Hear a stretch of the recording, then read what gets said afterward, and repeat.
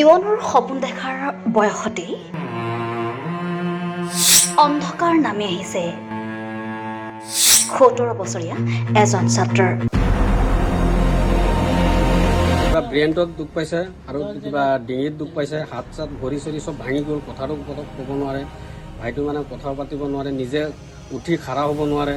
তো আমি এনেকৈ পিছত মাক আৰু বাবাক থৈ মেলি ভাইটিটোৰ কাৰণে মাটি যি আছিলে ঘৰ দুৱাৰ গাড়ী দুৰি চব বিকি শেষ কৰি পেলাই অকল ভাইটিটো পিছফালেহে ঢালি শেষ কৰি দিলোঁ। সৰুপথাৰ সমজিলাৰ নাওজান 2 নং কৰৈ গাঁৱৰ ছাত্ৰ জুবাহিৰ আহমেদে লগৰীৰ সৈতে ওলাই যাওঁতে এটি পথ দুৰ্ঘটনাত পতিত হৈ শৰীৰৰ কেইবাটাও অংশ বিকল হৈ অতি কষ্টৰে যুঁজিবলগীয়া হৈছে।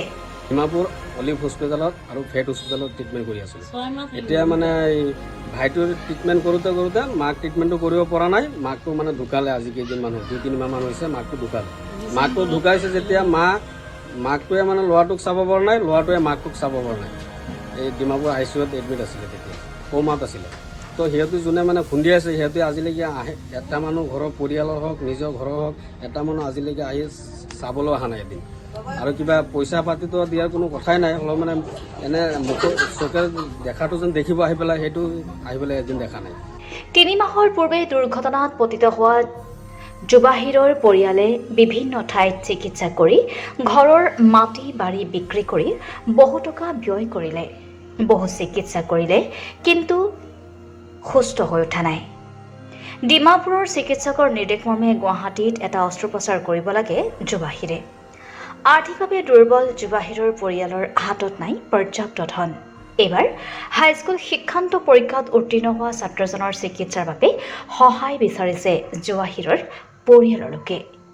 কোনো সদাশয় লোকে যদি সহায় কৰিব বিচাৰে তেন্তে 9864706949 নম্বৰত যোগাযোগ কৰি সহায় কৰিব পাৰে। এতিয়া মানে এইটোৱে জনাইছোঁ, মানে ডিমাপুৰত যিমান ট্ৰিটমেণ্ট কৰিব লাগে আমাৰ মাটি ভেটি ঘৰ দুৱাৰ চব বিকি শেষ কৰি পেলাই গাড়ী গুড়ি চব শেষ কৰি দিলোঁ, দোকানদাৰী চব মানে বিকি শেষ কৰি এতিয়া ট্ৰিটমেণ্টটো কৰিলোঁ। এতিয়া ডিমাপুৰত মানে ডক্টৰে কৈ দিছে তাত মানে আৰু ট্ৰিটমেণ্ট নাই বুলি। এতিয়া ভাইটিটোক মানে গুৱাহাটী লৈ যাব লাগে লাষ্ট। ডক্টৰে কৈ দিছে আমি ইয়াৰ পৰা লিখি দিম, আপোনালোকে গুৱাহাটী লৈ যাওক আৰু এসপ্তাহমান টাইম আছে। এইটো এসপ্তাহৰ ভিতৰত তাক গুৱাহাটী নি ট্ৰিটমেণ্ট কৰিলে মানে ভাল হৈ যাব। টকা 2 লাখমান যাব বুলি কৈছে। এতিয়া আমাৰতো কোনো হেৰিয়ে নাই, কোনো ৰাস্তাও নাই, কোনো উপায়ো নাই। টকা 2 লাখ টকা যেন যোগাৰ কৰিম সেইটো কোনো আমাৰ কোনো মানে বেকগ্ৰাউণ্ডত একো নাই আৰু যি আছিলে মানে চব শেষ। এতিয়া আমি পৰিয়াল ফেমিলি লৈ ক'ত থাকিম, আমাৰ থকাৰ জেগাটো নাই। তো এইটো মানে মিডিয়াৰ তৰফৰ পৰা আপোনালোকৰ তৰফৰ পৰা কিবা এটা মানে যদি সহায় সহযোগিতা পাওঁ আৰু সেইবুলি আপোনালোকক মাতি পেলাই কথাকেইটা জনাইছোঁ। আৰু ৰাইজৰ তৰফৰ পৰা কিবা এটা সহায় সহযোগিতা বিচাৰিছোঁ।